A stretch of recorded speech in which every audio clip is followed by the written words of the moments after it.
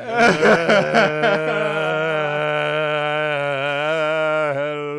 everybody. I want to die. Welcome to the I Double want to fucking die. Like, dude, like, I get it that it's a fucking Monday, but holy shit! Like, of all fucking days, the damn internet just had this shit. Mondays can kiss my fucking ass. Mondays are my Saturdays. Yo, fucking Garfield be like... It's like, say psych right now. Fucking Garfield be like, yo, Mondays can kiss my fucking ass. Hello, everybody. Welcome to the Double D Experience. Sometimes crapping, sometimes outing, but Wi-Fi never working. If Monday was a person, I'd stab him in the fucking eye. Okay, what Dennis is going off about here is that we were in the middle of recording this episode. We were like a half fucking hour 30 minutes in! And Dennis is fucking Wi-Fi. Just and I'm mad because it's on my fucking end. Not actually, because I wasn't the one that was like, oh, this podcast is boring and unplugged the fucking Wi-Fi. No, it's literally my fucking Wi-Fi just decided to shit the bed and mother fucking literally just Hindenburged the fucking like Hindenburg the fucking recording that we had. We were already half an hour in, as David said, and mother fucker. Like, the Double D Experience in motion, ladies and gentlemen. And oh, down it goes. We've got ourselves a Wi-Fi outage right here, ladies and gentlemen. This is the worst tragedy I've ever seen in my life in my 37 years of podcast broadcasting. Oh, the gabagool is going down with this one, ladies and gentlemen. It's the humanity, the heat, the humidity, the motion. It's awful. It's mass hysteria. David, like, I try to like kind of keep a cap on my anger nowadays. Like back in the day, I would like smash my fucking hand on like tables and shit just because of how angry I would be. That's how they make Pokemon.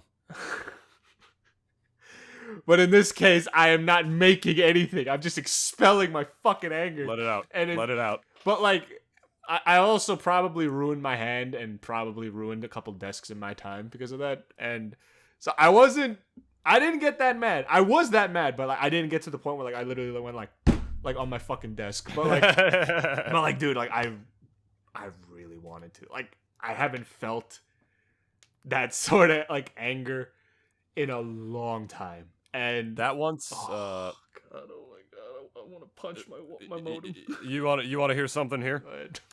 I once took a online class during the middle of the pandemic on how to market myself as a voice actor, or just things about getting started and whatnot. And you're gonna love this one. Literally about like a half hour into that class, this doesn't even just happen. My Wi-Fi didn't give out. My fucking router did. It broke. The router shit itself? Completely. Yep, we had to get a new one. It just It chose that moment to die. For a class that I paid money for, that was like helping me dig me out of this fucking depressive hole that I was in because of trying to get over a breakup during a global pandemic where I couldn't see my friends or leave my house. Yeah, I could still better myself through these classes online. Nope, fuck you. And my fucking router just exploded. I almost broke a glass. I just got water and I put it down so hard that it made a noise. And then my dad screamed at me that I was gonna break the glass. And I was like, fuck you, Dad. And like he was like, fuck you, son. And it was bad. So, we got a new router pretty soon after that. Had to go to a Target in, like, April 2020. Not exactly the best time to go to a Target. So basically, what David is saying, him and his family went into Target with hazmat suits. Essentially, like, first things first, let's get some beer, man! You know, fuck Dennis and all his stupid rules.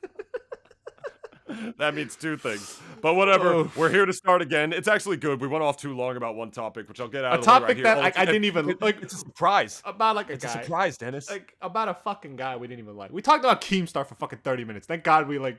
I don't know. Maybe this is just God saying like, "Why are you talking about that faggot?" Like it's like talk about something else, and he just like Zeus thunderbolted my fucking damn router. I remember. Like it really is just one of those like.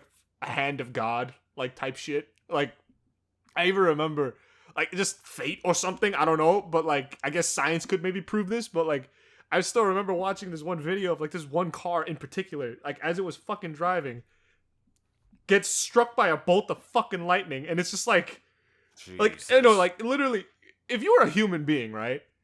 Like, I would believe in God after that.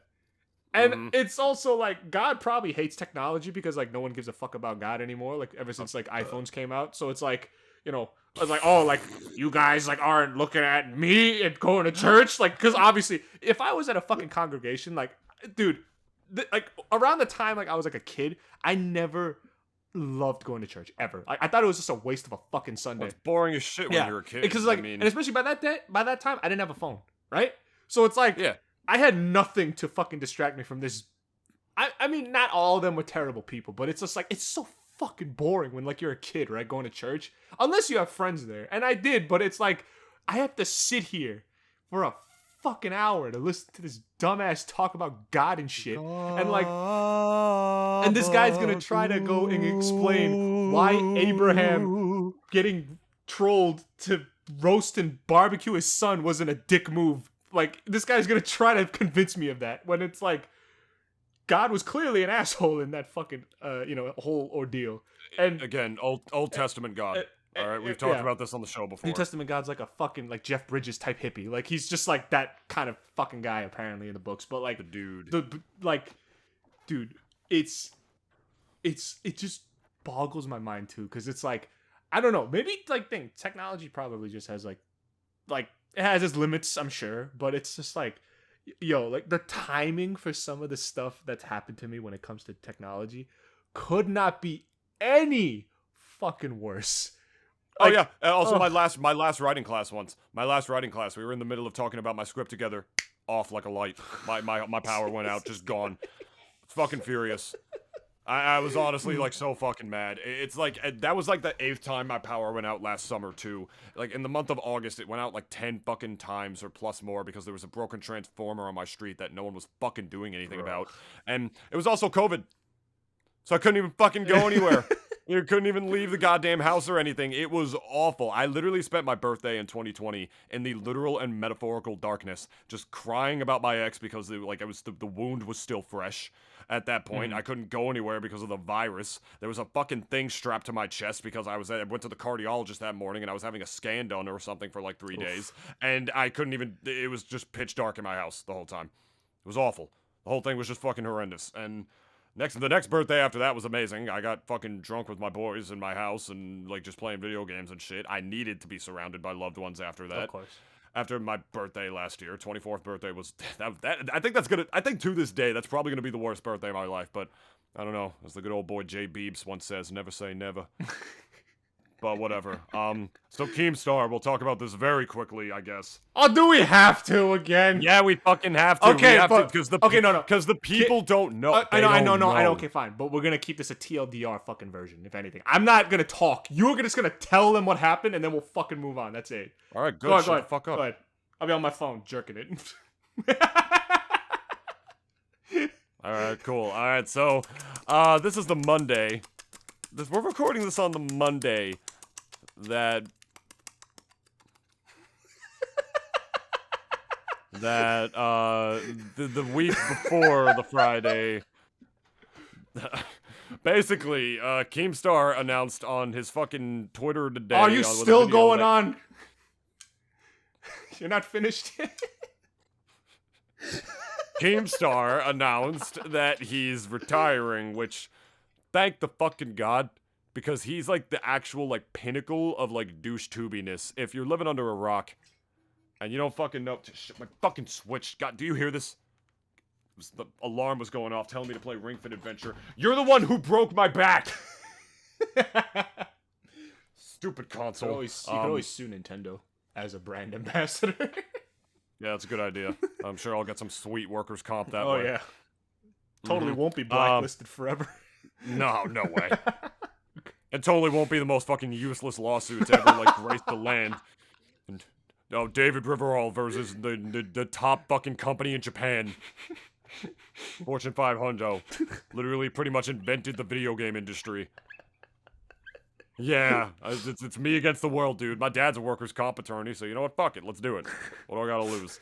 Yeah, it's fucking dumb. Like, Keemstar announced that he's retiring, which just thank fuck. Well, if you don't know who Keemstar is, he's like Well, first of all, good. Lucky you. You're one of the few that don't know who he is. He's like the pinnacle of like douche tuber. He's got a show called Drama Alert where basically if any like real shit happened between people, he would try to like sensationalize and publicize it as most as he possibly could. Like he would leak private DMs. He would egg people on Twitter. He once called a 62-year-old like live streamer a pedophile and whatnot. Supposedly they made up after that. No Keemstar's presence like made his channel blow up or whatever.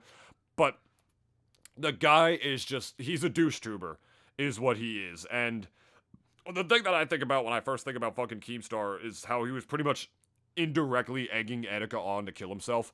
Because before Etika committed suicide, he was very mentally unwell. Like, he was having public confrontations with cops and public outbursts and doing, like, really weird, like, clearly mentally unwell shit before he took his own life. And Keemstar didn't reach out to him or anything like that. He was just egging him on. Like on a public platform, because his audience are like literal children who don't know the difference between something that's like publicized like drama like a show and someone's actual fucking life. Like, the guy's done a lot of insanely shitty stuff. Like, I remember when he said he couldn't wait to report on Total Biscuit's death before he died. Like, he does a lot of really insane, stupid, shitty things for attention, and he's been one of the most hated content creators in the world for a pretty long time at this point. And he announced today that he's retiring, and Twitter's fucking celebrating. I'm not gonna lie, people are really happy on there, and he knows how hated he is. The guy's basically like the Donald Trump of fucking content creators. Like, there's a sect of fucking inbreds who like will just suck him off and love him no matter what he says or does. And then there's a bunch of other people who recognize that egging somebody on to take their own life and calling people pedophiles and shit out of nowhere for attention is kind of a shitty thing to do. So I don't think Dennis has anything to say on this. I mean, he went on a pretty irrelevant tangent about, like, YouTube as a whole, as a platform in general after that. So, honestly, it's good that we got to talk about this again. Hey, hold up. Keemstar is also irrelevant as well, so that's on you, buddy. Unfortunately, I mean, is that true? I mean, he does still have, like, a pretty sizable audience, which hopefully this isn't just a PR move, which, if it is, congratulations, Keemstar. You got us to talk about you on our shitty podcast. For 4 minutes. So, for like fucking 4 minutes, because whatever. That 30-minute exchange is gone now, so it's don't exist. We're recording this on the Monday that he said this. So, just, if this is true, rest in fucking piss. Like, yeah. Honestly, the internet's a much better place without him. Had drama alert. Like, these are people's lives, you fucking dickhead. All right. Like, what if I, like, what, okay, like, oh, like, dude, did you hear, like, David, fucked Dennis's girl? Like, not even true or something, which, by the way, was probably Genesis. I think she unplugged the fucking router. I blame her. And, but, like, oh, like, it's not, here. What? Like, it's, no, I disagree. And, like, it's not even true, right? So, like, he's just trying to split the Double D experience in half, and then the tension just goes to their heads, the stress just gets to them over and over again, and the flame war between Keemstar and the Double D experience happens, but low-key, it's the best thing that ever happened to them. Now their podcast is blowing up because of Keemstar. If anything, you should be thanking him. He helped you. Fuck you! No. Although... He's a shitty person. Oh, no. He is, but I would honestly, like, after a couple years go by, I would basically take responsibility for that cloud, like you and I. I think after a good amount of time passes, we'd be like, yeah, Keemstar did help us, and then literally as like time goes by, it's like, no, we helped ourselves, and like people, and, like, I think, hey, I would do that, and it's like I don't even give a fuck either, because it's like, you know, it'd be one thing if obviously Keemstar was a decent human being, you know, like if this was like, I remember people saying it for so long, it's like if this was just his fucking persona. And he's, like, actually a decent person in real life, it's like, we would hate you so much less. Because people understand, too, that you need to have a bit of a persona online. Sometimes, like, that could be the end-all, be-all of whatever channel you're doing. But for him, like, this is actually how he fucking is as a human being. And it's no wonder, too, that, like, I think the hate for him, too, is also, like, just so vast, because a lot of times, and, like, people hate an honest person, and Keemstar honestly is a scumbag. So it's like, That's the fucking shtick. And, like, I'm always saying that, like, oh, you got to be honest with yourself and whatever. I think he probably did look himself in the mirror one day and just told himself, I'm a fucking scumbag, and just goes to his studio to do his fucking show. Like, this is what he does to wake up in the morning. And he's retiring now, which I'm kind of wondering why, but I'm not going to really go into it too much because I think we've given this guy too much spotlight as it is. But case in point, part of YouTube history. Believe it or not, believe it or not, or I guess like whether you like to believe it or not, this guy's YouTube history. There's really no other way to put it. Like, this guy has been around since the fucking beginning, and even though he is like that cancerous side of fucking YouTube, like he's still part of history. So, you know, unfortunately. In conclusion, are we happy? Do we care? Like, personally, for me, not really, because like I watched one of his stuff like once, and I just like thought he was like really fucking annoying, and I don't know. For me, it's like I don't really like content creators that are like just, I don't know, like screaming into the fucking mic and into your face the whole video. Like, sometimes this guy wouldn't even let people get a word in too, and I'm just like, dude, if I had a license to kill you, like, I would abuse it to no end. Like, I'm not even talking knives. Like, I would chop your fucking head off. Like, that's how I would feel, like, deep down inside. And, well, yeah, whatever. Case in point, he's retired. He's not, I don't know, he's going to jerk himself off. I don't give a fuck, like, thing. It's whatever. Moving on.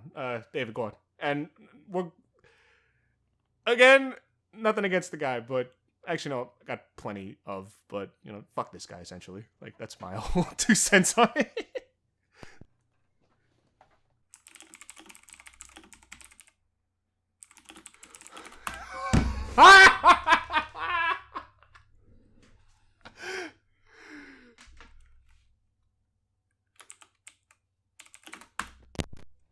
Hello? Did you think that was real? Yeah, a little bit. I got scared, bro. I got legit scared. Like, I was like, I literally, like, I stared at my modem just to, like, not think that I was going crazy for a second. And I was like, all right, no, my shit's good. And then, like, it just went quiet. And plus, on the uploaded thing, it went down to my fucking mic off. It went from 99 to 95, and that's exactly what it did before, when it basically shit itself on me. So I was just freaking the fuck out over here. I'm like, no, are we gonna have to re-record this a third time? Yo, we're definitely keeping this a fucking hour. I cannot deal with this stress right now. Because it's like, God forbid we go over that fucking hour. And it's just like, sorry, your internet has died. Again. And then we have to fucking record again after we were already an hour in. Like, oh, God, yo, don't do that again, please. You guys don't understand. I just turned my microphone off while Dennis was talking. And I messaged him on Discord being like, oh, my God. David. Oh, no fucking way, David, dude. Now my internet went out. David, I swear to you, I will kick you so hard in the fucking balls. I'm going to kick you so hard in the fucking balls when I see you again. Can't do that through the fucking screen, pussy. I know where you live, bitch. Oh, you're going to dox me right now on the podcast? Yeah, that's right. He lives in Jerk-Off Avenue. Fucking cock. I remember I was like fucking with my friend when I was like editing something for him, and I told him like, oh, he's coming to my, it was Koopa actually, like I told him like, oh, Koopa, the Smash Brothers commentator, is coming to my house today, and I ran a poll on Twitter. I'm like, should I A, fondle his nuts, B, slap him across the mouth, C, kiss him passionately, or D, slap him on his other cheek. Or something like that. I think it was like fuck him in the butt or something like that. Just something inappropriate. David, I know you're trying to do a bit right now. I hate you so fucking much. No, I really did that. I hate you. I really did that to I him. know, that's why I hate you and so then he fucking much. Then he fucking quote retweeted that, and he was just like, yo, one like and I'll dox.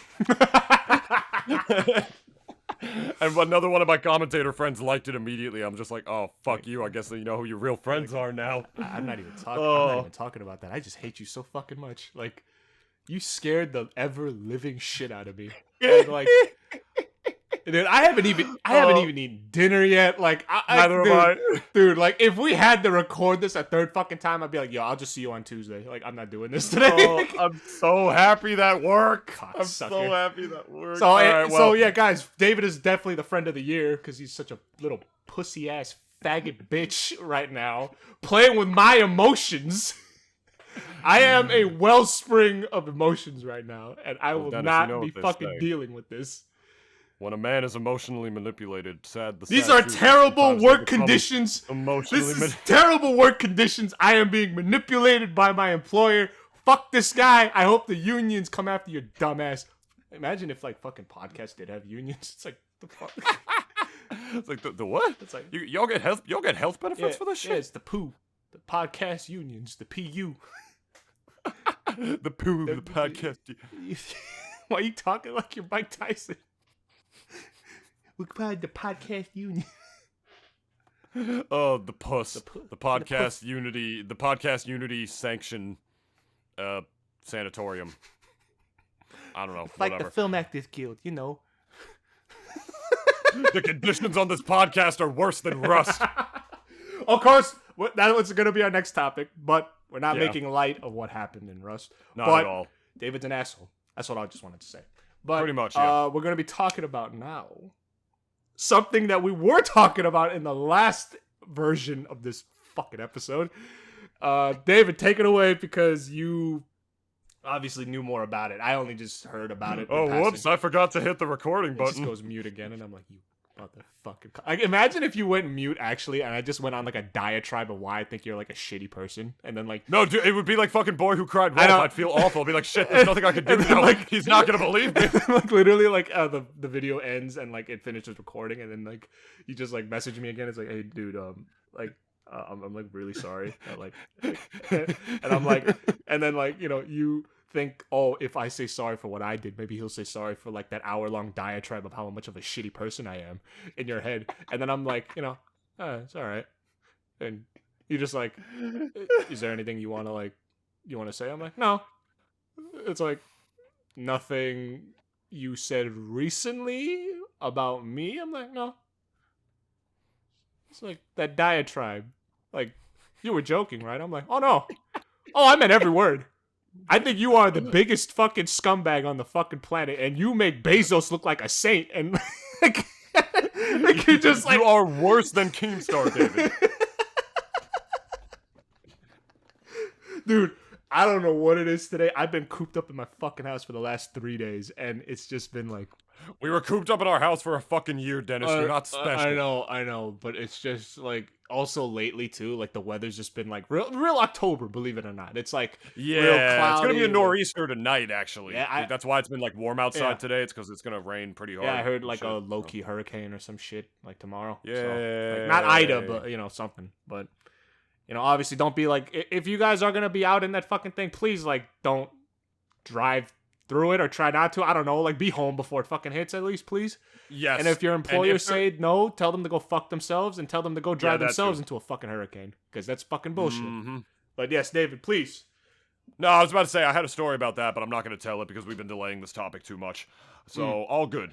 Now, I'm sure you guys have heard about this, and by the time this episode goes up, this is sort of old news at this point. I mean, not even really. It's going to be actually not even old news. It's like a week and a half, I suppose. But it's a big story here. So in case you've been living under a rock, this story was kind of huge. Alec Baldwin, the actor from 30 Rock, as well as many other things that he's done, Like Thomas the including Tank Engine, believe it or not. and his portrayal as the Jan on Saturday Night Live. Alec Baldwin is a very famous actor. I love him. And He's a funny ass guy. I actually really oh like him. yeah. He's a good sport. Yeah, same. And he, not funnily, that's not a This word. is Uh, unfortunate. he Really, ac- is what happened. Yeah, he accidentally shot and killed a cinematographer during a scene shooting on the movie called Rust that he was filming out in New Mexico. It was a woman named Halyna Hutchins. I think she was a very what's the word I'm looking for here? Not just experienced, Veteran, but, I'd even say maybe. a veteran cinematographer has done a lot of like films on her. Has done a lot of films, like a very not like a known name to the public, but known in the industry. You know, like one of the people who actually make the movies happen, but she's not the actress, so like nobody, the layman doesn't know her or doesn't care. You know what I mean? Yeah. But she was shot and killed by a prop gun that Alec Baldwin fired during a filming for whatever fucking reason. Gun was loaded. He was told that it wasn't loaded. They shouted "cold gun" on set, which means the gun has no bullets. That's part of the film armorer's job. The people who handle like the props and the weapons and stuff and all the safety concerns. Like say there's like this building needs to light on fire in this scene. Like they'll have like fire marshals there or whatever shit just like to actually put it out or to make sure shit doesn't go too bad. Like you think all the actors and like the fucking director to be like, yeah, let's just light this bitch up and let's just light this bitch up because it'll look dope for the scene. No, they don't know what they're doing. They don't know how to handle that. But that's apparently what happened with this movie. Apparently, the conditions for this film, and this is part of the reason that this happened, were so unbelievably shitty that this is part of the reason that this happened. They just didn't want to spend the money on on like good film armorers, and instead hired non-union film armorers to just handle this stuff instead. And those people are not as professional, they're not as experienced, and as a result, they're not as careful. This was, believe it or not, just not the one-time thing for this film. There were accidental discharges three times. My God. 3 times during the filming of this movie, and no one did anything. One time should be like, okay, we need to stop filming. That's already a and, red like, flag find out right what there. the fuck is going on. That's already the reddest of flags in the world. And the safety protocols are standard in the industry, right? There are gun inspections, which they weren't followed on the filming of this movie, and it led to this woman, Halyna Hutchins, dying because they were filming it out in the dead fucking middle of the New Mexico desert. So they couldn't chopper her out in time to get her to actually to the hospital. It was horrible, and the camera operators and their assistants were very frustrated by the conditions as well. This was a very low-budget movie, right? So don't know how the fuck they got Alec Baldwin. If it was a low-budget film, first of all, that's... Because he's an A-lister, really, isn't he? I get that, but still, if it's a low-budget film, I'd be like, this is where it's going, not your fucking safety protocols. Clearly. Yeah, because there were very complaints about insanely long hours, long commutes, people waiting for their paychecks, which they weren't even getting in time or anything, and whatnot. There was no place to stay. Like, there was no tent set up or anything near the actual, like, town or whatever, the fake town that they were filming this in. So, the camera crew literally, and this led to people quitting. This led to people literally quitting, like, filming this movie. They literally had to drive 50 fucking miles to and back at the beginning and the end of the day to film this movie. And they gotta bring all their equipment back with them and then set them back up again, like on the fucking... Because they can't just leave them out in the fucking desert like that. Nope, can't just buy a place for my these people to God. fucking stay. Like, this movie spared every expense. Oh, yeah. Like, they didn't my want to spend God. money on fucking anything. They'll be like, hey, we got Alec Baldwin. Nice. That's all we needed. Now what? Let's make a That's movie. all we need. Alec Baldwin equals good movie. Let's go. Like, oh my God. Oh Yeah, my his God. stunt double accidentally fired 2 rounds the Saturday before that after being told the gun was cold, which is the term that film armorers use to say that it's not loaded. And the thing is that to know this, there's a little known fact, I suppose. Prop guns, a lot of the times on films, are actually real guns. They're just not loaded, or they're loaded with blanks instead. You guys know, like, the starting gun, or whatever, that, like, the person on the side, I don't know the technical term for it, alright? I'm not a runner. Like, they shoot, like, to be like, oh, 3, 2, 1, go, and they fire it in the air, like, to, like, let the runners know it's time to race. That's a real gun, it's just loaded with blanks, so they don't accidentally, like, kill a fucking bald eagle or some shit, like, on the way down, right? So, a lot of the times they're actually real guns, they're just either loaded with blanks or they're not loaded at all.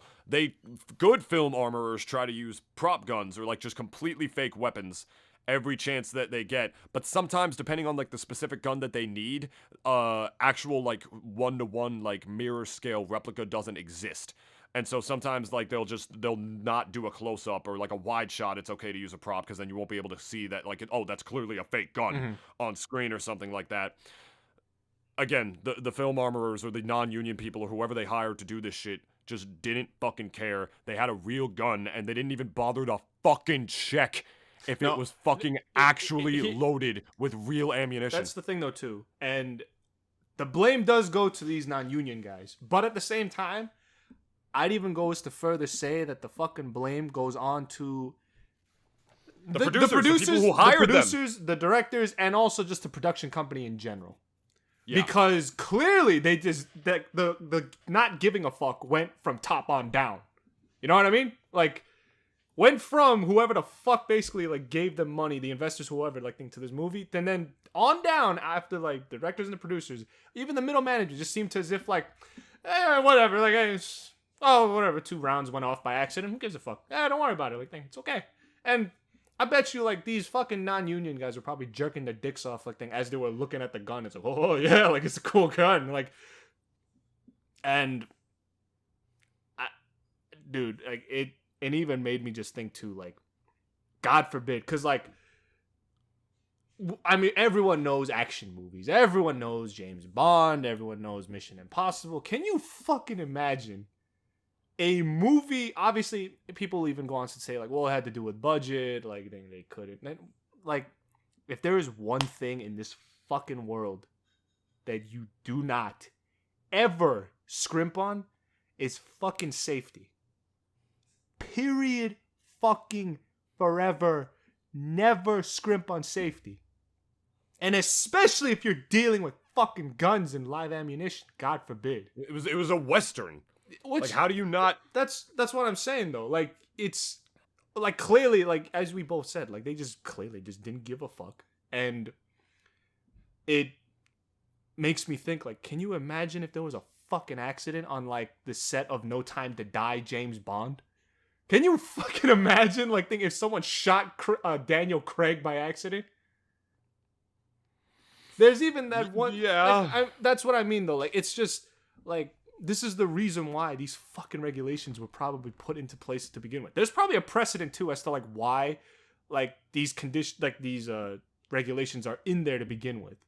And who's to say? Maybe in the past in filmmaking history, someone else got shot, like, because some idiot, like, didn't check the gun, and then the guy, like, discharged it and killed him. Or her, whoever. And dude, this poor girl who died, too, was literally trying to get better conditions for the crew. And, like, she was literally, says here, she was literally tearful when they left. She said, I feel like I'm losing my best friends, recalled one of the workers. Jesus Christ. And, again, and the director was shot, too, by the same bullet. The bullet literally went through Hutchins, and it hit the director of the film. Yeah, 2 of the knowledgeable people said. It's like, gee, my God. It's like, how many? It's just negligence. There were so many corners that were being cut when they made this, to the point where they brought in non-union people just so they could continue shooting. When the film crew left and everything, they'd be like, oh, fuck it, like, we'll just, like, hire some, like, non-union people, so literally just so they could continue getting this movie. They just wanted to rush, get it out. Like, holy fucking. Yeah. How the fuck did they let this happen? Like, how could you be that negligent? Yeah. That a fucking life got taken. Yeah. That someone died, literally.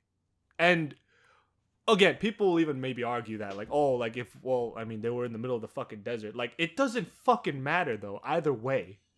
Someone got shot. That's what fucking matters, period. It doesn't matter that, they were in the middle of the Mexican desert. That's on them. It's literally, the safety precautions are fucking there so that something like this wouldn't even fucking happen to begin with. And I'm mad about this, too, because it's like, when you're a guy, like, you're like a part of a film crew, right? Mm-hmm. And sometimes the conditions can get pretty shitty, right?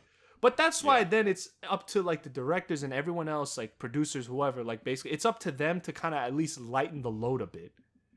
But it's like, the very fact that you even told me that they had to fucking drive out 50 miles. 50 miles is almost equated to, like, maybe 3 hours. Maybe if not even a little more. 3 hours going back and forth. That's a whole, like, and if we're talking, like, for the whole day, that's 1/4 of the entire fucking day where you're just on the road with, let's say, your buddies, sure, but you're on the fucking road for 6 hours going back and forth to this one location that you guys are basically using as a scene, and you have to go back there every fucking day until you're done. 12 to 13 hour work days, too, by the way. You don't even have time to practically even shower. Like, at that point, I'd sleep in my car. Literally. I'd literally park over and sleep in my car and wait for some fucking, like, desperado in the middle of the desert to come kill me. Or like a fucking rattlesnake to get into your car and kill you, too. Like, literally. crawled its way through the fucking exhaust in the back. Like The exhaust tank in the back, or the hole, or whatever it's called. this, I don't know cars. This really just bugs the shit out of me because it's like, it's just that like I don't know who's to really blame. I think it's really just goes from the top on down. Really, I think everyone really is to blame, and I'm. And I don't know whether I disagree with that. I don't know whether or not to like really even put any blame on Alec Baldwin because he didn't fucking know. But it's like he's still gonna get like that the whole, I guess not survivor guilt, but it's everyone's still gonna say like you shot and killed the person. And I feel really bad for him on that because like he didn't even fucking like. He also has to live with that. Yeah, like he has to live with that literally for his entire life. Like, and what the fuck is he gonna say to like the lady's family too, right?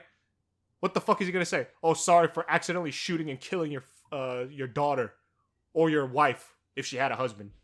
And even what the fuck are you gonna say to her kids too? God forbid. Like, I don't even know. Alec Baldwin can never face her family ever again. I mean, he better. I mean, I'm pretty sure like he is a decent human being. I think he already like issued it. I think he met with them and already issued an apology. Yeah. Like, okay, yeah. Like I know that, but like he's still gotta live with that shit though. That's the thing. Like you could apologize all you fucking want, but like that whole memory of you firing the gun, thinking, oh, it's just for the shot. I hope it looks good on camera. Turns that to like I just killed somebody. And in the blink of an eye for something that like literally wasn't even his fault. And this happened 3 discharges. It happened 3 times beforehand, and they just didn't care. Like the crew was like terrified too, and that's like part of the reason that they eventually quit and whatnot. Like this whole fucking movie, from what it seems, was just a recipe for disaster. Yeah, it's insane. Honest to God, like I disagree with saying everybody is to blame here. No, not everyone saying like from the like not like a lot of the film crew. I mean, they fucking left before like after all this happened, and even before it happened. And I'm talking like basically like everyone that like was involved from the top level. So like producers, directors, and even like the fucking people within the production company that basically okayed this movie to begin with. Like nobody there to even enforce like the fucking regulations that have been there since probably since Moses wore short pants, literally. Like Santa Monica-based lender Bonded Media Capital was one of the financiers for this film. Apparently they bonded finances movies through instruments including gap loans, bridge loans, and tax credit financing. This company has primarily financed low-budget movies, including the Bruce Willis action flick Hard Kill, the Charlotte Kirk horror flick The Reckoning, and the upcoming Robert De Niro film Wash Me in the River, directed by Randall Emmett. So these are one of the people who are funding this movie, so those people are definitely responsible because they're the ones who like choose to cut. This is too much. Now that's too much money. We're not going to finance that or whatever. You know what I mean? So they very well could have been the ones to decide. Oh, we're gonna hire like these fucking like 3 dudes on the side of the road, like with their fucking like with these fucking like these fucking like death metal like Sons of Anarchy leather jackets on. These guys are gonna be our safety inspectors. They said they'd do it for like $5. That's good money. You know how much money I'm gonna be saving on gumballs? You can buy 1, 2, 3, 4, 20 gumballs with that money right there. So I guess they all got to blow their bubbles in the office. Meanwhile, someone's bleeding out on the way to a fucking hospital. It's like, the people who hired them and like those shit tier like film armorers, which again, those are the people who these are the ones who ensure things is safe. They're the ones, if there's any actual guns on set, besides when they're actually being used to film during the shot, in which case they're watching it vicariously, they are the ones who have the weapons like 24/7. Like it is on them instead. Like there was a whole thread on Twitter about like from this film armorer about why this was insanely preventable and how he's heartbroken that this happened because he was a professional film armorer. But like these people, it's just a classic case of just like, yeah, we don't want to spend this much money on it. These guys will do instead. It's gross negligence. That's what it is. And frankly, I hope those people get fucking omega sued. I hope Hutchins' family like takes them for everything they fucking got. Because they deserve that shit after losing her. It's like, fuck yeah. Because holy shit, it's like they lost their daughter or their wife or their mom or whoever it was. I don't know too much detail about her family. Alec Baldwin literally has to live with the fact that he killed a person now. That's terrifying. Yeah. Like I don't know how much that's gonna haunt him.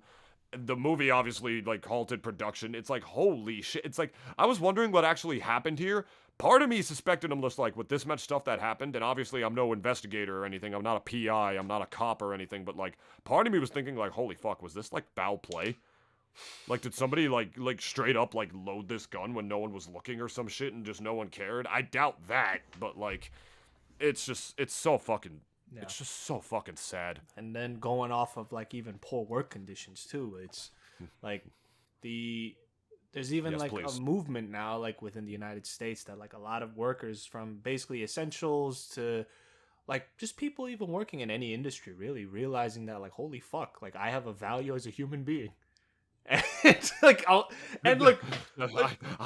couldn't believe it's it. like I literally am a human being, not a number on a fucking person's Excel spreadsheet. And even going back to like the whole incident with Rust and the crew basically leaving like thing, I think that was obviously a conscious decision like on everyone's part who had left, that I am not going to be a part of this project, and that is essentially even negligently endangering my fucking life. And I even bet you, like, for a lot of people that basically had left the set and they already were on the plane heading back home or wherever, got the news that like that basically It was 6 hours after they left, Dennis. that the cinematographer 6 hours after they like, left that the shooting happened. they had already gotten back on the road, and they just basically got calls from everyone within the crew that was still over there that, oh, our cinematographer just got shot.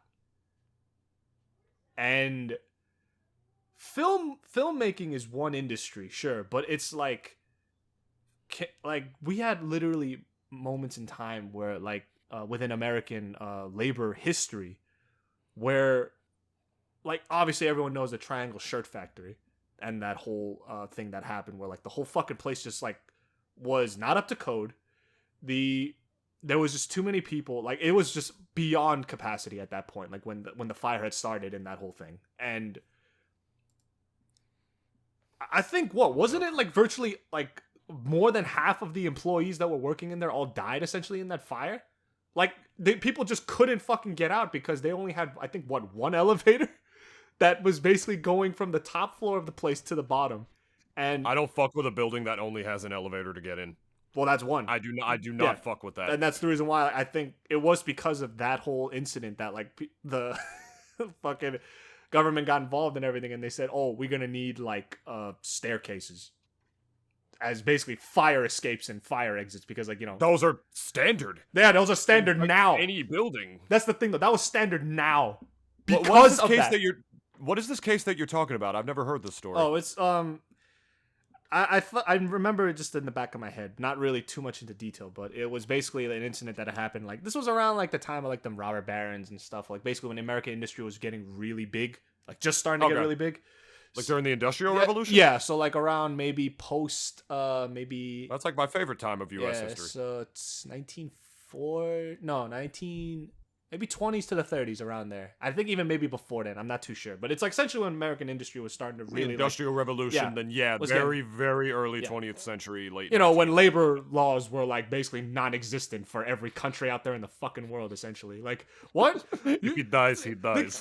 If he dies, he dies. If he fucking pisses into his fucking own pants, he pisses into his own pants. Bathroom breaks? What the fuck are those? Literally. For 18-hour work days. That's what you want, right? Like, that's how, like, at least the whole rhetoric was back in those days. And For like $2 too. yeah. Which, I mean, people would even argue, like, well, $2 was a lot back in those days. But it's like, bruh, come on, man. Like, That's only 8 gumballs. it's also really crazy, too, now that, like, a lot of people who do work in, let's say, heavy industry in 2021, how much money they get. And, like, as far as, like, labor jobs go, like, those are the kind of jobs that, like, obviously you do need to get trained. No fucking mook off the street's gonna know how to work a damn like saw or like a steel mill, but like I'm going off on a tangent, but like essentially like during this whole whole like thing that had happened with the Triangle Shirt Factory, it was because of this incident that like everyone was like basically ready to like take this guy, like take the boss of that whole like company and like string him up by like a fucking meat hook like they did Mussolini. Like they were ready to fucking kill this guy. Isn't that what they did to Happy Jack? Who was that? That's the dude from American Gangs of New York. Oh shit! Oh my That god! Leo DiCaprio movie. Didn't they like hang that dude? I've never actually seen the movie, so in case that's what happens, I might have indirectly spoiled Gangs of New York. For some of you watch, it's that's also set during like the same relative time period and shit. You know, like during like the era of the Muckrakers and whatnot. That movie, though. Fuck. That's one of Daniel Day-Lewis's three best actor awards that he got when he played Bill the Butcher. Obviously, fucking well deserved. It's Daniel Day-Lewis. Daniel Day-Lewis is. It's actually retarded how good of an actor he was. I'm sad that he retired. But yeah, continue. Yeah, him and Lincoln. Yeah, I loved Lincoln. I always thought like his voice in that was just like, is that really how he sounded like? And then like I read up that like Lincoln's voice was kind of reedy. Wasn't exactly like deep like this. It's just like he talked like this and 70 years ago. Like I could believe it, but after that whole incident, that's when like we actually got like a lot of standardization across the board. I'm sick and tired of hearing about these Southerners.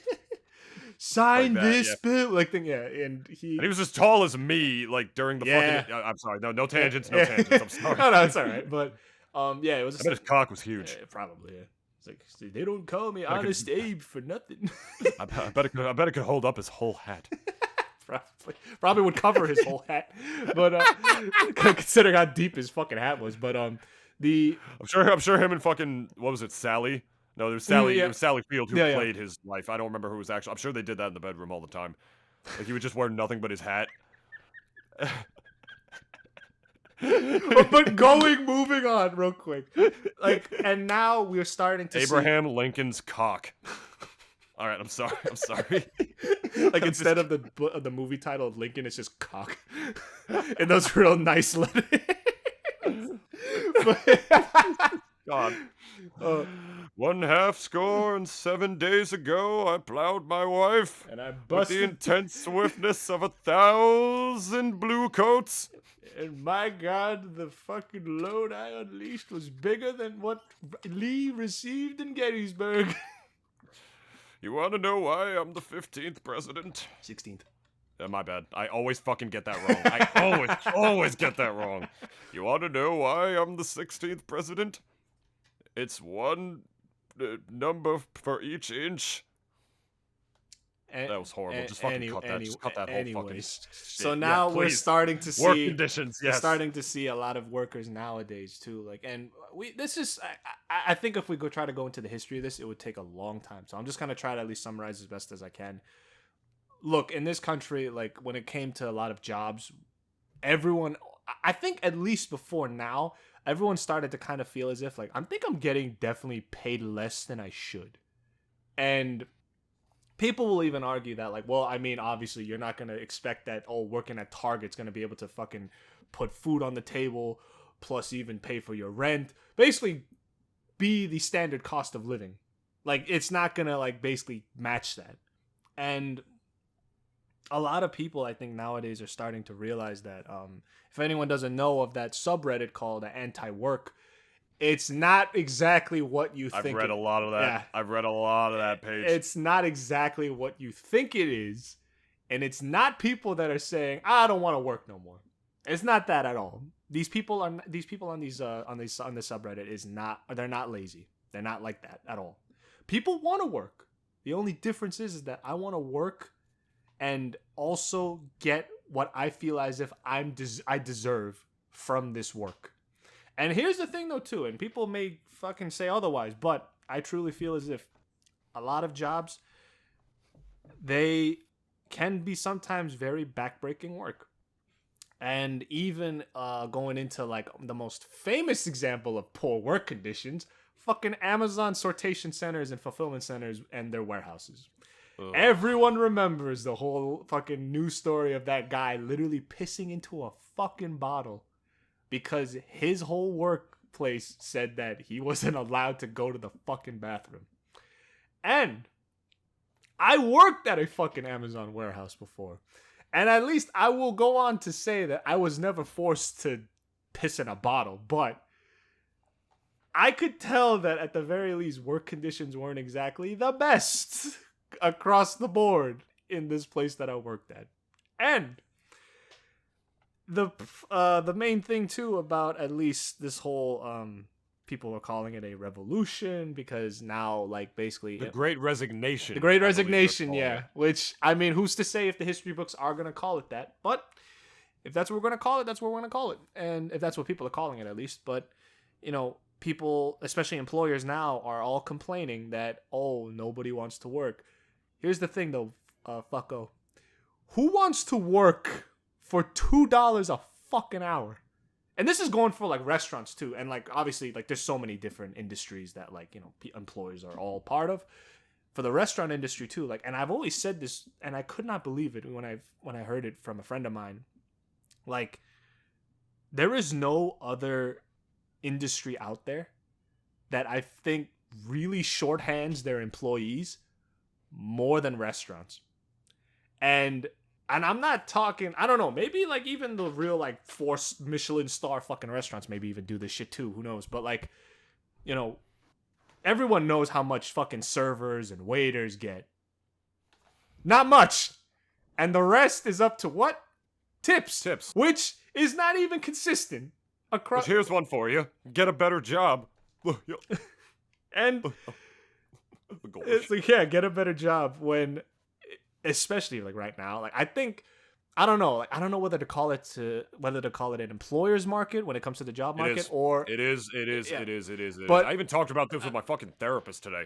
Funny enough. But maybe I don't know, like I don't know what to really like truly say about it other than like maybe we'll start to see a shift if enough people fucking basically just say like fuck this and I'm out.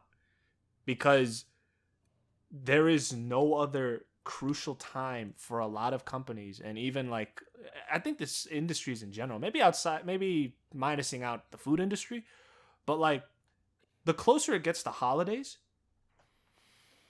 can you imagine a fucking Black Friday with no people to man the registers or anything fucking else in these stores or wherever?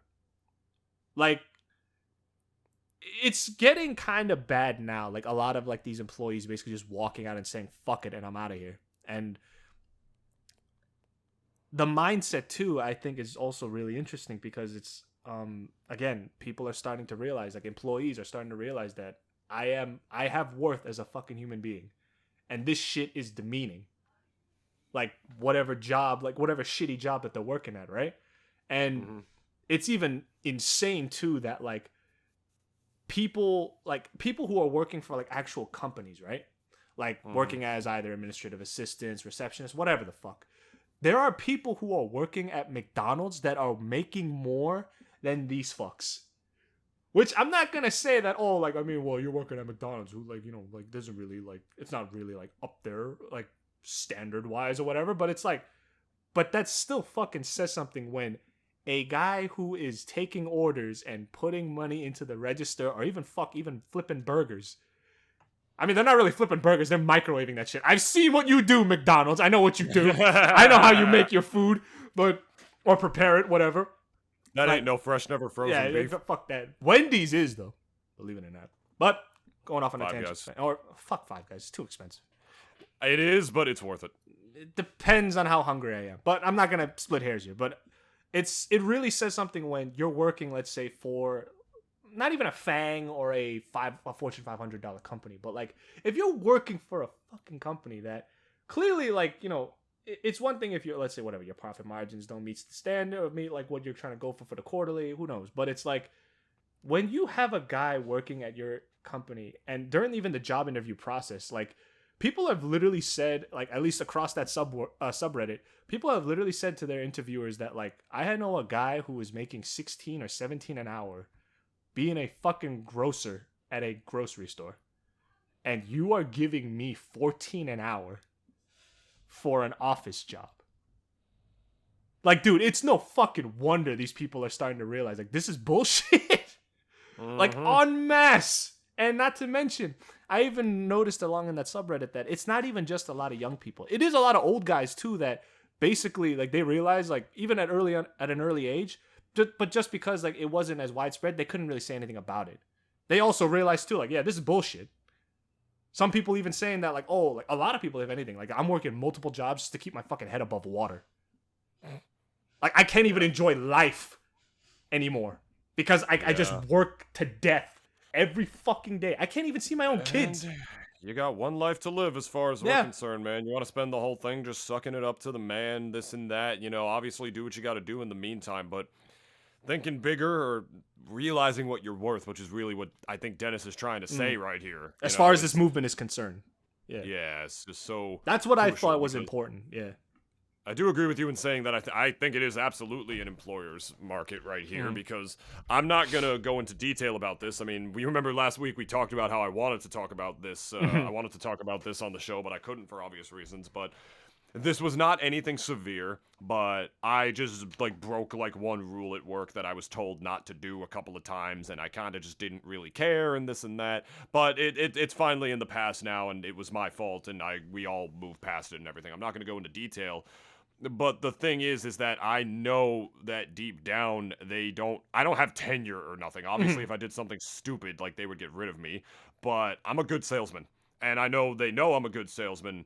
So I know they don't want to get rid of me for nothing like that. So it's because they know that the market is shit. So frankly, in situations like that, you got to understand where you're the one who has the upper hand or who doesn't have the upper hand in that kind of situation, it is absolutely an employee's market right now because sometimes, and I'm not talking about my work. I mean, I've worked at other places in the past that had a hard time doing this, but now especially, it doesn't matter what place it is. A lot of people are having a hard time finding good people. They're having a really, really hard time doing that right now because a lot of people just don't want to work. Some of them would rather work at home or they don't want to work at all right now if they're young or something like that. It's totally different. So the thing is, it's yeah, you could say you're technically replaceable, but they're really afraid to lose certain people sometimes. That's why those situations, you got to understand where not only what your worth is, but when you sort of have the upper hand. Because you got to remember, my friends, if there's anything I've learned from last year with how the job I had before my current job, the job I had before my current job, right? And you remember what that job was. When they essentially let me go really quickly by just saying, yeah, we're only going to, use you on retainer. You don't have a schedule anymore, and that never happened. They never hit me up again after that because they just refused to admit that they were firing me, which is basically what they were doing. Because they didn't want to give you unemployment benefits. That's why. I guess, yeah, I don't know. They, you gotta remember, my friends, here's one life lesson for you. Fall in love with a job. Never fall in love with the company. No such thing as company loyalty. Remember that, too. There's no such fucking thing. You are replaceable, or at the very least, you used to be in this market. Some people aren't. So, that's as good. This is why I'm happy to hear all these stories and shit. Yeah. Frankly, I'm glad to hear that people are realizing what they're worth and that getting paid fucking pennies and peeing in a fucking cup is not living the American dream. You know what I mean? That's not you're living the American life. You're having a good life here. No, you're been breaking your back for nothing just to make rich people even richer. It's I'm so glad people are starting to realize what they're worth, and I'm hoping it actually does create some change. Because in Europe, it's this kind of shit doesn't happen. They're way more unionized over there. They have workers their are rights protected. And stuff like that. They're protected. Workers over are there. actually protected there. Here they are fucking not. And I'm really hoping that this is actually one thing that's gonna spark some change. Because if it's not, I think that's gonna be kind of depressing. Because with the way the system is set up right now. It used to be so fucked for employees, and now it still is. I've been literally hearing stories and seeing pictures of stuff where fucking there were Chick-fil-A's or whatever, or Wendy's and stuff that were completely closed because just no one came. Yeah. Because no one fucking showed up and they had nobody to work it. And holy fucking power fucking to you. Power to that shit. Yeah, I don't get to get my Baconator. Yeah, and I was gonna say it'd be hey, I'll go to another one. Don't matter. I'm really hungry. I had to drive out here to get to this Wendy's. It's don't have that much time before I get back to getting my my shift. baked potato means that hey, you don't have to deal with this shit. Again, as David said, more power to you. Literally. Yeah, it's an employee's market right now, straight up. A lot of the times, they're the ones with the power because places are having a really hard time finding people, at the very least finding reliable people.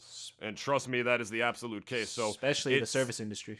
Especially the service industry. So, God forbid they just increase it to a living wage. No, they can never do that. And those people can more than afford to pay you. They just don't want to, is the thing. They want to get...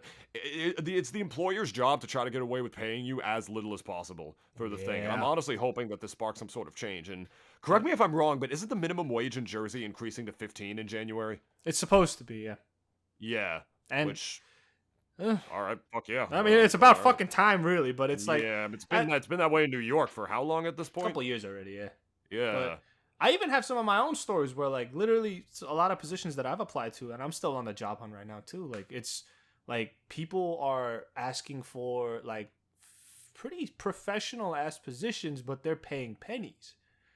And one thing that I absolutely fucking hate is when I apply to a job, I go through the interview, right?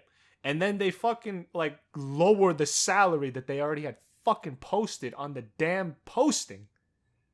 If the fucking thing says 40K, it's 40K. It's not 36. Yeah. Like, that shit pisses me the fuck off. And literally, David, I was so close. I was really just about to say, like, fuck you too, like, to this one interview. I was so fucking close, but like, I was like, okay, maybe not gonna get to that point yet. But I was like, I don't know. I'm really loving the I don't give a fuck attitude from a lot of these employees, especially to even potential employees talking to interviewers and recruiters, like for positions. Like, I really would like, because I think one article that I fucking read was that like companies and employers are getting really pissed off that like, you know how like employers would ghost you when like it was time to get like a position. Now they're getting ghosted, and they're like really pissed off about it. And I'm like, and that made me so happy too, because like, dude, it was so infuriating. There's one fucking time that I applied to a position, right? Went through the first round of interviews, and they said they would get back to me. It's been 4 motherfucking weeks and nothing. These guys can go fuck themselves for all I care, really. Like, I don't want anarchism, but I will not be surprised if at one point these fucking places just literally just collapse in on themselves. And I know like Amazon and a few other places are obviously outside of that fucking realm, but like, especially if you're like a startup and you obviously for startups, like you do need good people. That's obviously like, that's just obvious, but it's like, but if you're going to treat that person like shit, and not to mention even like some people, even some companies, even like upper management, whatever, sometimes revolve around one whole part of their company over this one employee. And they literally have no idea what to do when that one employee decides, you know what, fuck this, and I'm out. Mm-hmm. And literally they just have no idea what the fuck to do after that. And I hope to God, like, not asking for like no crazy like you know, power to the workers, like socialist type revolution or whatever, but it's like, this shit's overdue. This type of shit's overdue. It really is. Like, employees and even people who are trying to find jobs have been dealing with this shit for fucking years now. The norm in America has been, you know, you're just lucky to have this, or Yeah. you're lucky to have that, or whatever, and that you're not worth any more. As than said that. by the boomers too. And as said by the boomers, you know, who actually got paid living wages, you know, as they got out of college, which was affordable to them back then, by the way. So honestly, fuck them for saying like, you know, you guys are being over entitled or anything like that. Try buying a house. Try renting a fucking in 2021. In Jersey, I want to get. I'm working the Nintendo brand ambassador job this year. Once again, that job pays out the ass, and a part of me doesn't even want to do it just because like it's less time that I'm going to be spending at my current job, and I actually really like my current job because I love my coworkers. I'm going to be a little lonelier doing the Nintendo job, but I'm doing it anyway just because it's good fucking money. So it'd be dumb to not do it, and I guess a little isolated time would be nice, I suppose. But it actually would be, but still, I'm doing that because I want to get a down payment on a place next year, and I'm in fucking Jersey, man. You know, it's hard. And it's hard. Like, Jersey's fucking really expensive, man. Like, you know, if the fucking boomers don't understand, you know, they just keep voting for their own interests or whatever. Like, it's long overdue. Yeah. That there was any sort of seismic change that happened in this country. People got to stop working for so dirt cheap. It's like all the inflated stuff happened. Like, housing is so expensive now. The cost of living in general is so expensive now. So many things have changed due to inflation. And the pandemic. And the pandemic on top of everything else, and jobs are still paying like shit. So it's like, people wonder why like there's so many people in our generation, Dennis, who are like doomers or they're so negative and shit. It's because deep down they know they're not being treated fairly. They know like life is not on their side right now, and that's why I, honest to God, hope the Great Resignation becomes a bigger thing than Yeah. it already is. Because frankly, these employers who like will pay you as little as possible and treat you like garbage, don't give you the things that Mm-hmm. you deserve for working your asses off for them. Mm-hmm. They deserve it. And I hope like the fucking infrastructure just crumbles down upon them when they realize that the thing that Karl Marx wrote about that literally keeps themselves afloat is the fucking hand that feeds them. And they're biting it. And even here's another thing to add too. Like a lot of employers love to say that like I hate company language, and I went on a whole fucking video like many episodes ago about why I Dude. hate this shit.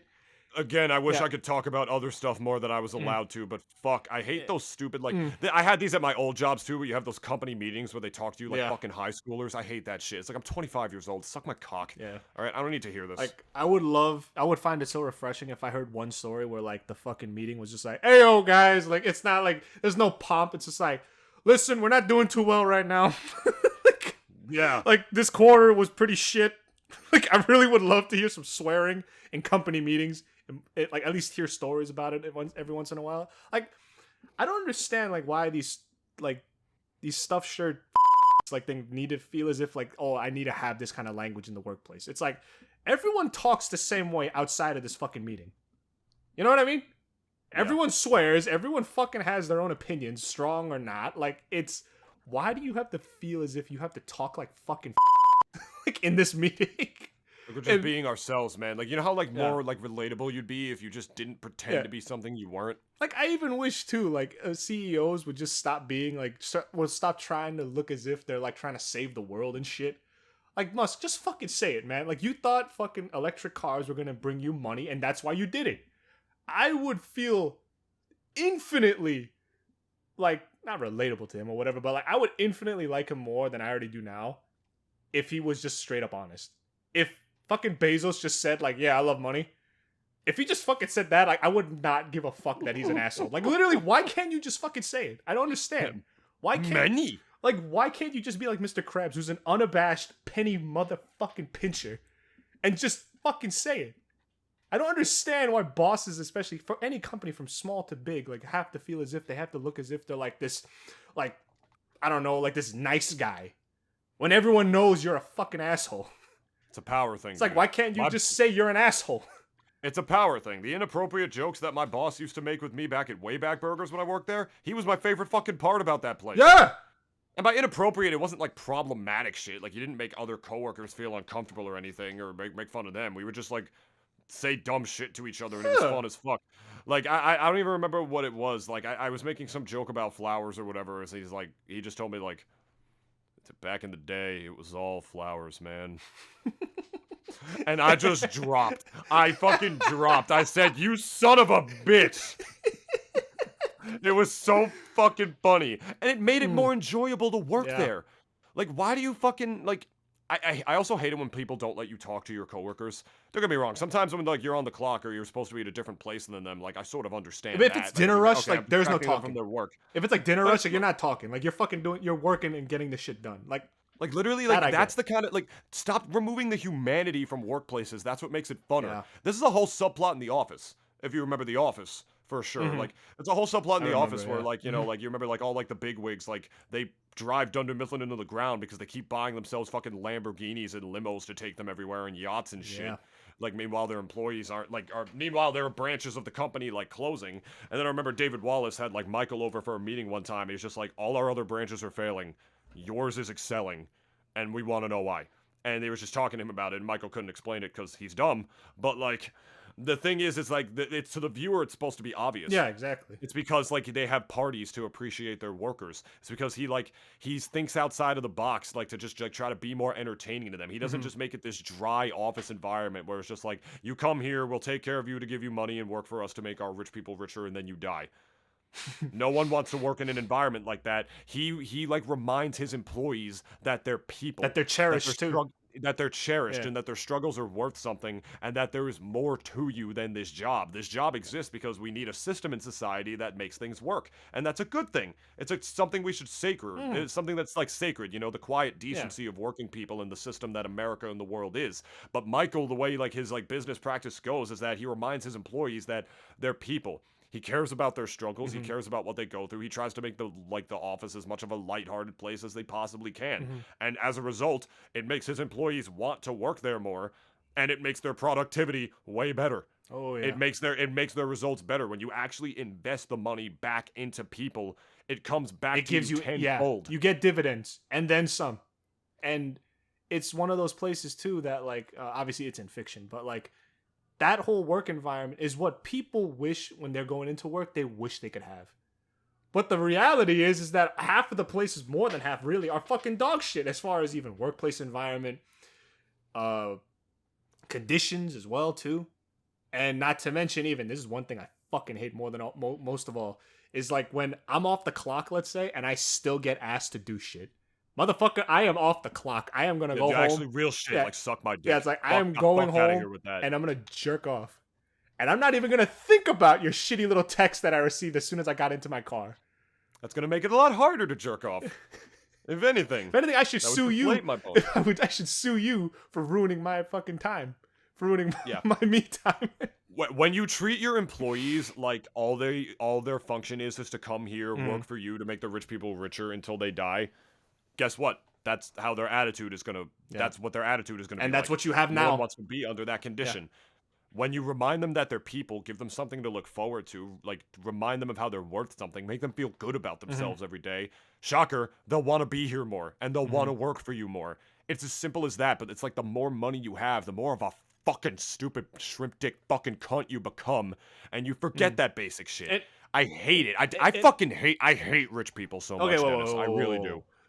I'm talking like the 1%. Yeah. But if like you are like, and here's the thing though too, if let's say I'm not talking about you've done well for yourself. Yeah. Like no, like I don't hate you for that. I'm just saying like if you are one of those few bosses, like, if you are one of those few bosses that do actually like attribute your success to like let's say the people that you're working with and the team that you have, and you give back to like let's say those people, like this whole segment and like David's whole diatribe is not for you.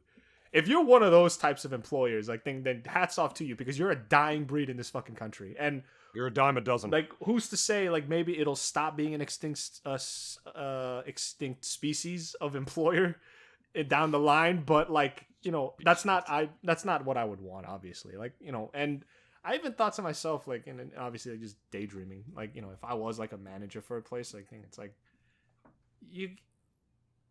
I would love to at least like be that manager that like when you come in, I could fuck with you, and like and not like be seen as an asshole. Like, and then here's the thing though too. Like sometimes there is like crunch. Like, I hope you didn't get too fucked up at your wedding, huh? There, John. You know, like be a human. Yeah, it's like, why do we remove the humanity from the workplace, man?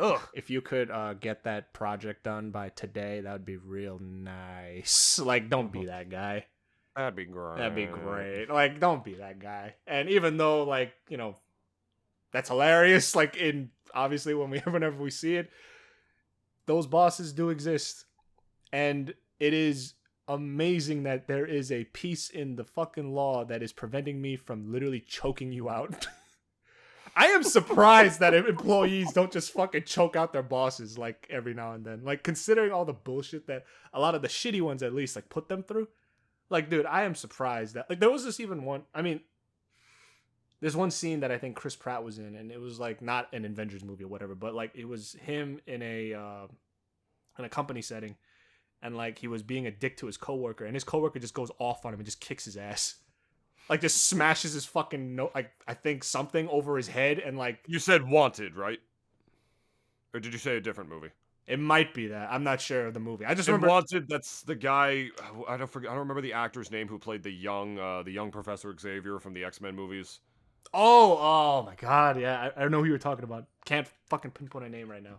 Yeah, no, yeah. I'm looking. I'll just looking it up just to make sure because it's a James McAvoy. James McAvoy. He was in Wanted alongside Angelina Jolie, and Chris Pratt is in that movie as well. And he just like fucking after completely telling off his boss, saying like people would feel a little bit sorry for you if you weren't such a bitch, because she's just like berating him to his shoulder and shit about how horrible he is and like how like his office is like throwing shit at him. And then there's his coworker that he hates that's like high-fiving him for. It's like, dude, way to stick it up to him, and he just hits Chris Pratt across the mouth with his keyboard. That's right. And the keys just like go to like the front of the screen and it just says fuck you. It like that. Yeah, Like- and I bet that felt pretty good. And here's the thing though, like, if, like, I'm not wishing that on any employer or whatever, but like, it's no wonder too that like there's like so many movies, especially like they are all always on the side of the employees because first of all, if the employer is an asshole, fuck him anyways. Like, think literally, like he can go fuck himself. Like, and obviously as like the average moviegoer, we're gonna obviously commiserate with the employee. Like we're gonna commiserate with because they understand his fucking struggle. Like the kid barely gets paid like enough that he could pay for his car, pay for his fucking house and everything. And people will then say, "Oh, well, why doesn't he go find another job?" Here's the thing though too. Why doesn't this fucking job also pay him what he's fucking owed? Especially, I'm not saying. I mean, if you're a receptionist, like I don't know, like that's maybe like a little bit out there. Like I don't know.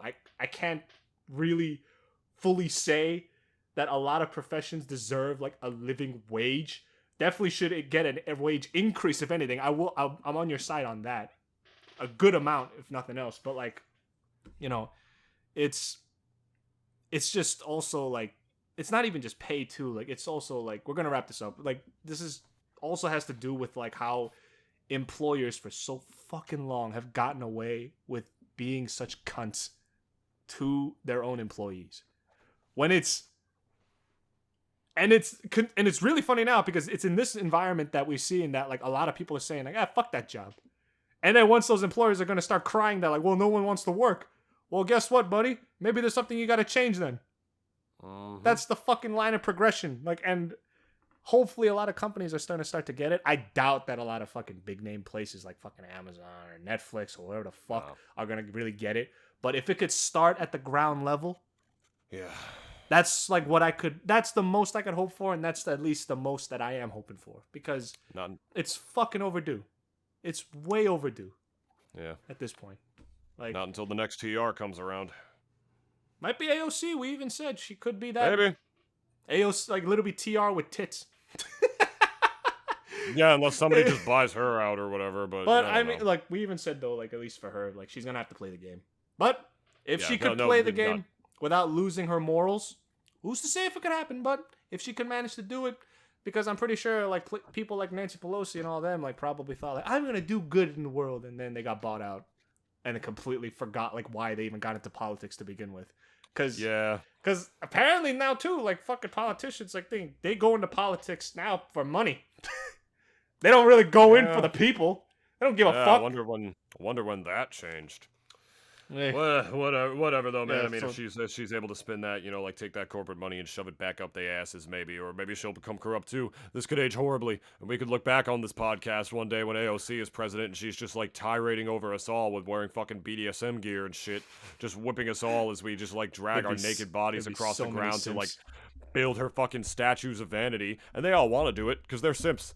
They all want to work for her for free.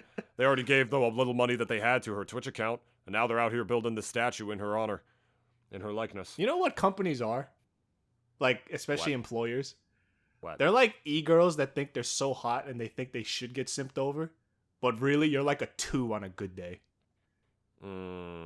It's like they think that, I should find a way to compare these things to women, I should be getting a lot of money. I should be getting all this love from my employees.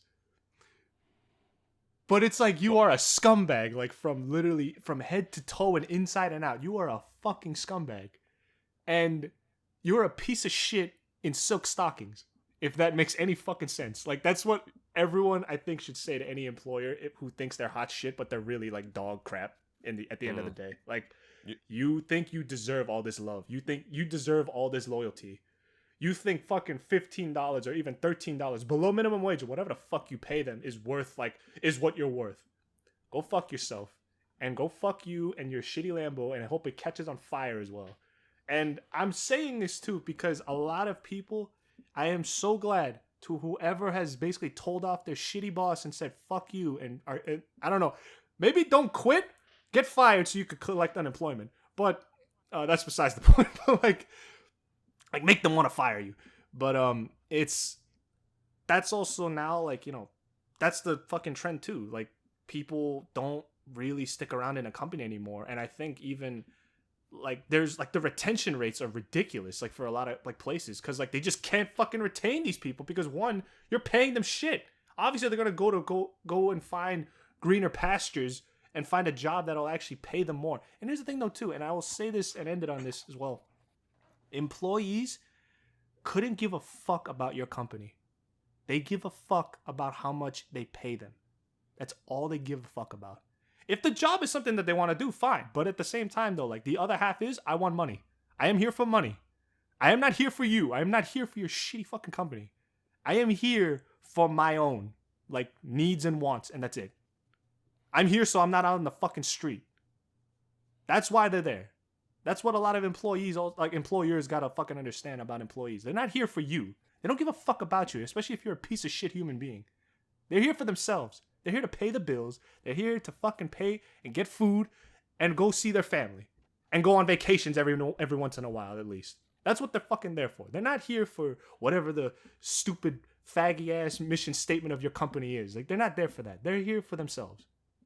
That's what you gotta understand too. Like, that's what they gotta fucking like kind of get through their fucking heads. But that could change one day. If, like, you know, things get changed from the high up. Make yourself more human, and then maybe people will want to be around. Make it more of a job to them. Make them think they can grow and stuff like that. You know, there's more to it than just the corporatism. You remember the scene in Rocky Balboa where, you remember that scene in Rocky Balboa where Paulie gets fired? After, like, damn near how many fucking years with a company, and they just walk up these new guys with a pink slip, and he's gone just like that. That's why I say never fall in love with the company. Fall in love with the job, I guess. Mm-hmm. Yeah, Dennis gets the last word here. We are done. A little somber of a note to end it on, but who knows? Things could spark change one day. Somber but yet optimistic a little bit. Somber but yet optimistic. And if in case you need somebody to fit that somber yet optimistic tone for you for your documentary or your YouTube project, you can check this right here. I'm on Fiverr.